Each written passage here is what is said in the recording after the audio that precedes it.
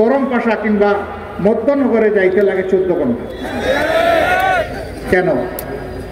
সুনামগঞ্জ কি তাইলে আমাদের সৎ মায়ের সন্তান নাকি যে তাকে তার অধিকার থেকে বঞ্চিত করতে হবে?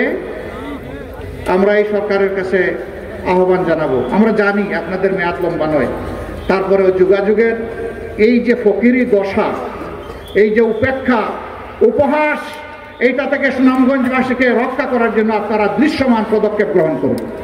পরবর্তী সরকারের হাতে এর আমানত তুলে দিয়ে যান।